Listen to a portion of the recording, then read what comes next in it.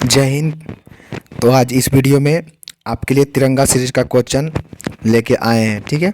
क्योंकि यहाँ से सारा क्वेश्चन पूछा जा रहा है तिरंगा सीरीज से। गौरव सर का है तिरंगा सीरीज का क्वेश्चन। यहाँ से बहुत सारा क्वेश्चन देखने को मिल रहा है, इसीलिए हम सोचे कि आपके लिए एसएससी जीडी वाले के लिए विशेषकर यहाँ से क्वेश्चन करवा देते हैं। यहाँ से बहुत सारा क्वेश्चन पूछा जा रहा है, इसीलिए ये वीडियो लेके आए हैं। और कराया हुआ है इस तिरंगा सीरीज का क्वेश्चन कराया हुआ है, लगता है तीसरा चौथा वीडियो होगा आपके लिए। चलिए, आप लोग मेरे चैनल पर न्यू हैं तो प्लीज़ चैनल को सब्सक्राइब जरूर कर दीजिएगा, क्योंकि आपके लिए ऐसा ऐसा क्वेश्चन लेते आते रहेंगे। चलिए शुरू करते हैं। मंदिर शैली है, शुरू में मंदिर शैली के बारे में देख लीजिए। आइए, मंदिर शैली यानी कहने का मतलब मंदिर शैली। तो आइए देखिए, नागर शैली एक होता है और द्रविड़ शैली होता है और एक बेसर शैली होता है, ठीक। तो आपसे क्वेश्चन पूछेगा कि नागर शैली जो होता है, नागर शैली के अंतर्गत मंदिर आता है। नागर शैली में पूछेगा कि कौन सा मंदिर नागर शैली में आता है, तो जितना भी उत्तर भारत का जितना भी मंदिर है वो सारा नागर शैली के अंतर्गत आ जाएगा, ठीक। कौन सा शैली? नागर शैली। उत्तर भारत की मंदिरें नागर शैली के अंतर्गत आता है और दक्षिण भारत की मंदिरें जितना है वो द्रविड़ शैली के अंतर्गत आ जाता है। और अगर नागर शैली और द्रविड़ शैली को दोनों मिला दीजिएगा तो बेसर शैली का निर्माण हो जाता है। बेसर शैली का निर्माण हो जाता है, जिसमें कि आपसे पूछेगा कि नागर शैली के मंदिर का उदाहरण बताइए क्वेश्चन में, पेपर में, तो बता दीजिएगा।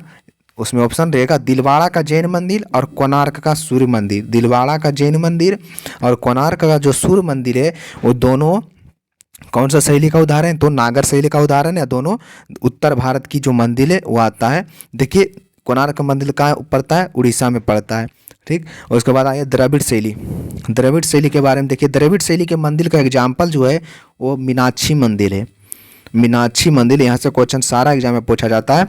द्रविड़ शैली का एग्जाम्पल है मीनाक्षी मंदिर, ठीक है। जो मीनाक्षी मंदिर पूछेगा कहाँ स्थित है, तो मदुरई, तमिलनाडु के मदुरई में स्थित है। और इसका जो ये द्रविड़ शैली का जो खास विशेषता है वो विशेषता क्या है? पिरामिड नुमा आकृति, ठीक। पिरामिड नुमा आकृति, द्रविड़ शैली के मंदिर की आकृति कैसा होता है? पिरामिड, आप देखे होंगे, पिरामिड नुमा आकृति इसका आकृति होता है। आइए आगे, बड़े बड़े द्वारों को, इसमें जो द्रविड़ शैली में द्रविड़ शैली के मंदिर के द्वार जो होते हैं बड़ा बड़ा होते हैं। उस बड़ा बड़े द्वार को क्या कहा जाता है? तो गोपुरम क्या कहा जाता है? गोपुरम कहा जाता है। बड़े बड़े दीवार के मंदिर को, बड़े बड़े मंदिर के द्वार को गोपुरम कहा जाता है। आइए बेसर शैली तो बताए थे, नागर शैली और द्रविड़ शैली के दोनों को मिलाकर बेसर शैली का निर्माण होता है। और बेसर शैली का जो मंदिर है उदाहरण आता है होयलेश्वर मंदिर। कौन सा मंदिर? होयलेश्वर जो मंदिर है वो बेसर शैली का उदाहरण माना जाता है। चलिए, आप लोग समझ गए होंगे अच्छा से। क्वेश्चन यहाँ से नहीं छूटेगा, अगर आप लोग देख लीजिएगा तो क्वेश्चन यहाँ से नहीं छूटेगा। आइए आगे, पंचायतन शैली का जो एग्जाम्पल है खजुराहो का मंदिर। खजुराहो का जो मंदिर है वो पंचायतन शैली का उदाहरण है। और ये पंचायतन शैली का उदाहरण है खजुराहो का मंदिर, जो चंदेल शासकों के द्वारा बनाया गया था। खजुराहो का मंदिर मध्य प्रदेश में स्थित है, 1000 वर्ष पुराना मंदिर है, चंदेल शासकों द्वारा बनाया गया था, ठीक। आइए आगे ले, दशावतार मंदिर कहाँ है? तो यूपी के जो देवगढ़ है, यूपी के देवगढ़ में दशावतार मंदिर है। चलिए आगे क्या है? कृषि का प्रथम साक्ष्य कहाँ से मिला था? कृषि का प्रथम साक्ष्य मेहरगढ़ से मिला था। और चावल का पूछेगा तो प्राचीनतम साक्ष्य कोल्डीहवा से। चावल का प्राचीनतम साक्ष्य कहाँ से मिला था? कोल्डीहवा से मिला था। आइए भीमबेटका के गुफा के बारे में जानते हैं। भीमबेटका को जो विश्व धरोहर है, विश्व धरोहर में कब शामिल किया गया? तो 2003 में। भीमबेटका के गुफा को विश्व धरोहर में 2003 में शामिल किया गया है। और भीमबेटका का जो गुफा है वो मध्य प्रदेश में स्थित है। और इसकी जो खोज किया गया था डॉक्टर विष्णु श्रीधर के द्वारा भीमबेटका का खोज किया गया था 1957-58 में। 1957-58 में भीमबेटका का खोज डॉक्टर विष्णु श्रीधर के द्वारा किया गया था। और सबसे प्राचीनतम यानी पूरा पाषाण काल का ये भीमबेटका का गुफा पूरा पाषाण काल का ही है। चलिए आगे है कुछ मठ जैसे हेमिस मठ कहाँ स्थित है? तो लद्दाख में स्थित है। इम्पोर्टेंट क्वेश्चन ये सब सारा एग्जाम में आपको देखने को मिल जाएगा। जीडी वाले ध्यान दीजिएगा, पक्का मिल जाएगा देखने के लिए, यहाँ से क्वेश्चन पूछा गया इसीलिए मैं करा रहे हैं। चलिए आगे नामग्याल मठ कहाँ है? धर्मशाला, जो हिमाचल प्रदेश में पड़ता है। धर्मशाला कहाँ पड़ता है? हिमाचल प्रदेश में पड़ता है। नामग्याल मठ कहाँ स्थित है?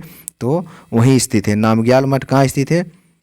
हिमाचल प्रदेश में स्थित है। आगे ताबो मठ भी हिमाचल प्रदेश में है। और तवांग मठ अरुणाचल प्रदेश।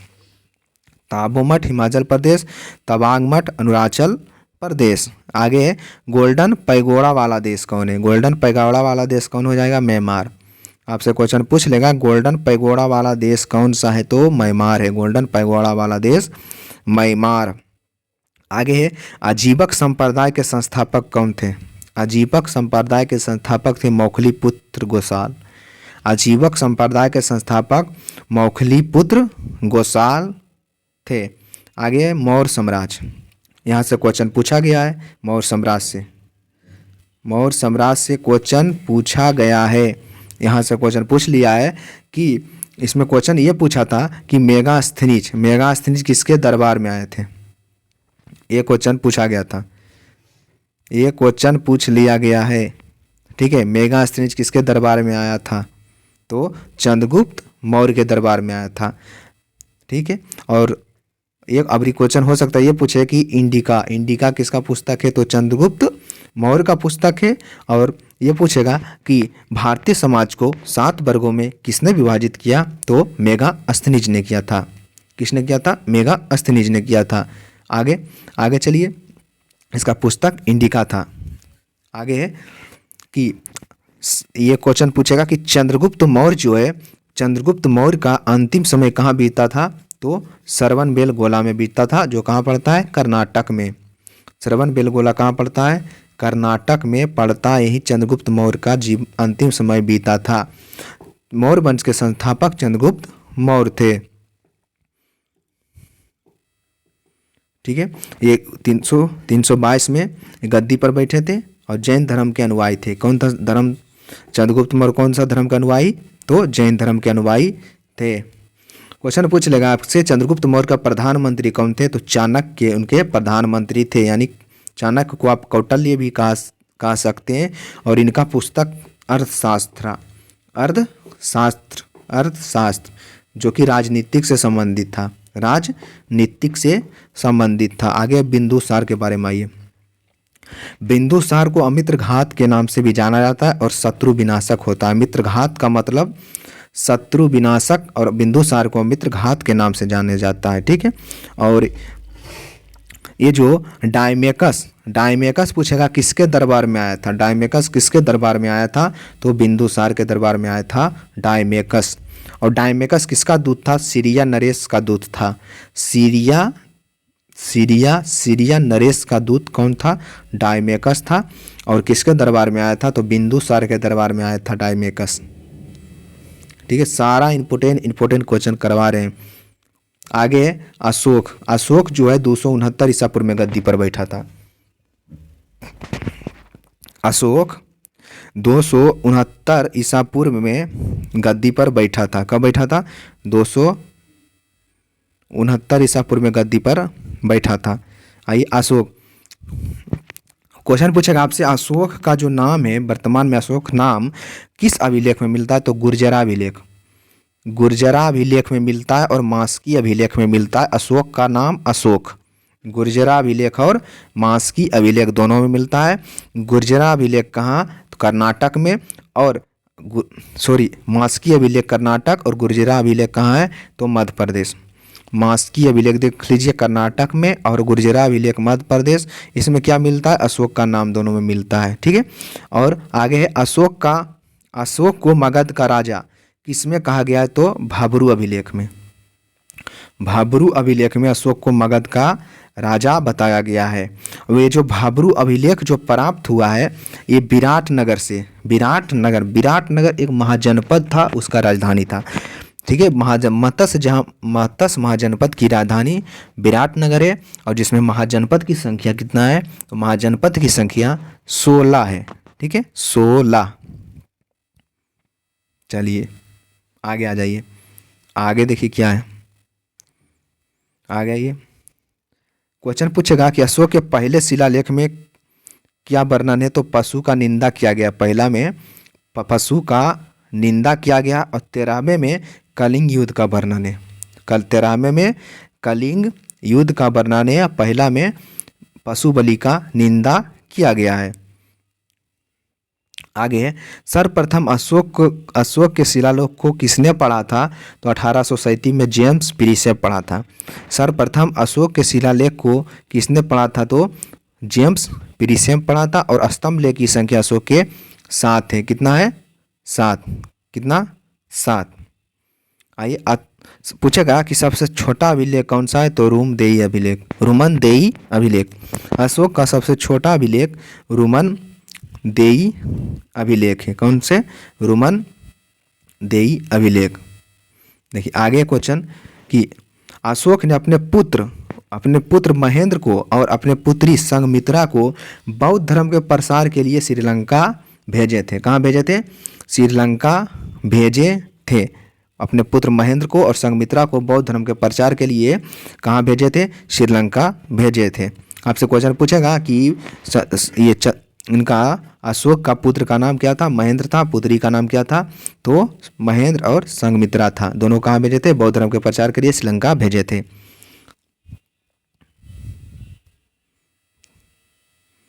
आगे है, कहाँ चल रहे थे? हाँ,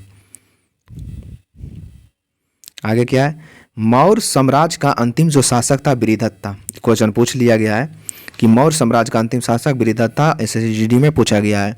एलोरा का कैलाश मंदिर किसने बनाया? तो कृष्ण प्रथम ने बनाया। एलोरा का कैलाश मंदिर किसके द्वारा बनाया गया? कृष्ण प्रथम के द्वारा एलोरा का कैलाश मंदिर बनाया गया है। आगे है कि क्वेश्चन पूछेगा कि त्रिपक्षीय युद्ध में राष्ट्रकूट वंश के तरफ से सबसे पहले लड़ने वाला शासक। त्रिपक्षीय युद्ध में राष्ट्रकूट वंश के तरफ से सबसे पहले लड़ने वाला शासक का नाम ध्रुव था। क्या था? तो ध्रुव था। त्रिपक्षीय युद्ध में राष्ट्रकूट वंश के तरफ से लड़ने वाले शासक का नाम ध्रुव था। ठीक, आगे है अमोघ वर्ष का कीर्ति का नाम क्या था? कविराज मार्ग। अमोघ वर्ष की कीर्ति का नाम कविराज मार्ग था। क्या था? कविराज मार्ग। ये जो कविराज मार्ग ये किसका था? अमोघ वर्ष का। ये किस वंश से संबंधित है? तो राष्ट्रकूट वंश से संबंधित है अमोघ वर्ष। आगे ये खिलजी वंश में देखिए खिलजी वंश यानी अलाउद्दीन खिलजी वंश का संस्थापक जलालुद्दीन खिलजी था। और जलालुद्दीन खिलजी के बाद कौन बना? उसके बाद कौन बना है? अलाउद्दीन खिलजी बना है। ठीक है, आपसे क्वेश्चन पूछेगा कि घोड़े दागने की प्रथा किसने शुरू किया? तो अलाउद्दीन खिलजी ने किया था। और दीवान ए रियासत और शाहने मंडी दोनों किसने शुरू किया? तो अलाउद्दीन खिलजी के द्वारा शुरू किया गया। ठीक है, घोड़े दागने की प्रथा अलाउद्दीन खिलजी ने शुरू किया। और नगद वेतन देकर सैनिकों की भर्ती किसने शुरू किया? तो अलाउद्दीन खिलजी ने किया। और आगे क्वेश्चन है मूल नियंत्रण प्रणाली किसने लागू किया? तो अलाउद्दीन खिलजी ने ही लागू किया। और क्वेश्चन पूछेगा कि अलाउद्दीन खिलजी के जो सेनापति था उसका नाम क्या था? तो अलाउद्दीन खिलजी का सेनापति मलिक गफूर था। यही ने मलिक गफूर दक्षिण भारत का अभियान किया था। दक्षिण भारत का अभियान मलिक गफूर किया था। और मलिक गफूर को हजार दिनारी के नाम से जानते हैं। कौन सा? हजार दिनारी के नाम से मलिक गफूर को जाना जाता है। चलिए आइए आपसे क्वेश्चन पूछेगा कि इस्लामी कला का रत्न किसे कहा जाता है, तो अलाई दरवाज़ा को। इस्लामी कला का रत्न किसे कहा जाता है, अलाई दरवाज़ा को कहा जाता है, जो कि दिल्ली में स्थित है। कहाँ है इस्लामी कला का रत्न, अलाई दरवाज़ा दिल्ली में स्थित है। और क्वेश्चन आपसे पूछेगा कि अलाई दरवाज़ा का आकार कैसा है, तो आप देखें घोड़ा का नाल का आकार का अलाई दरवाज़ा का आकार है। ठीक है। आगे अमीर खुसरो, अमीर खुसरो, अमीर खुसरो। चलिए आगे, अमीर खुसरो को तोता हिंद के नाम से जानते हैं। ठीक है, तोता हिंद के नाम से जाना जाता है अमीर खुसरो को। किसके दरबार में रहते थे, अलाउद्दीन खिलजी।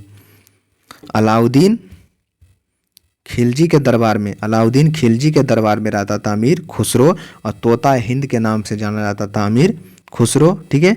इसका जो किरीति था खिजाइन इल फुतू, खिजाइन इल फुतू इसका किरीति था। आपसे पूछेगा खड़ी बोली का जनक, हिंदी खड़ी बोली का जनक कौन है, तो अमीर खुसरो। हिंदी खड़ी बोली का जनक अमीर खुसरो है। कौन है, अमीर खुसरो हो जाएंगे। ठीक है।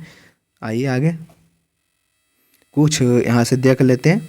बायोलॉजी का क्वेश्चन है, यहाँ से भी बायोलॉजी का क्वेश्चन भी देख लेते हैं। ये भी तिरंगा सीरीज का क्वेश्चन है बायोलॉजी का। चलिए आइए, क्वेश्चन पूछेगा डीएनए में कौन सा चार प्रकार का नाइट्रोजन क्षारक पाया जाता है। उसमें आपसे 3 गो ऑप्शन देगा, एक ऑप्शन गलत देगा। तो देखिए डीएनए में 4 प्रकार का पाया जाता है, एडेनिन, गुआनिन, साइटोसिन और थाइमिन।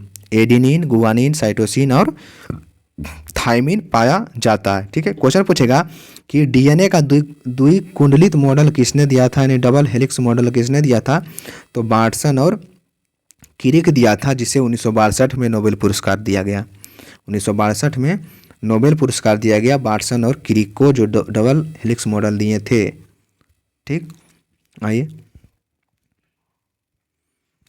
ये जो डीएनए है किसका बहुलक है, तो न्यूक्लियोटाइड का। डीएनए किसका बहुलक है, न्यूक्लियोटाइड का बहुलक है।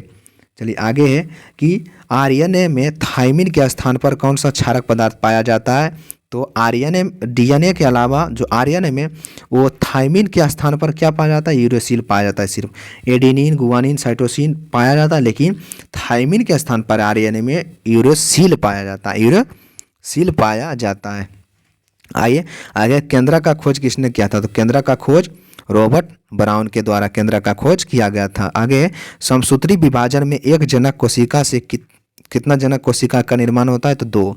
आपसे क्वेश्चन पूछ लेगा कि समसूत्री विभाजन में एक जनक कोशिका से कितना कोशिका का निर्माण होता है, तो 2 कोशिका का निर्माण होता है। उसी प्रकार से अर्धसूत्री विभाजन में पूछेगा, तो अर्धसूत्री विभाजन में एक कोशिका से 4 कोशिका का निर्माण होता है, एक कोशिका से 4 कोशिका का निर्माण होता है। आगे आपसे पूछेगा कि गुणसूत्रों की संख्या कितना है, तो गुणसूत्रों की संख्या 46 है मनुष्य में। और जिसमें पूछेगा कि कायिक गुणसूत्रों की संख्या कितना है, तो 44 है। मनुष्य में कायिक गुणसूत्रों की संख्या 44 है, 22 जोड़ी या 44 को, जिसमें एक जोड़ी लैंगिक गुणसूत्र होता है, तो दोनों मिलाकर 46 हो जाता है। एक जोड़ी लैंगिक गुणसूत्र होता है। ठीक है, जिसमें XX और XY। आगे, लिंग का निर्धारण बाई गुणसूत्र के द्वारा करता है, तो आप लोग जानते होंगे।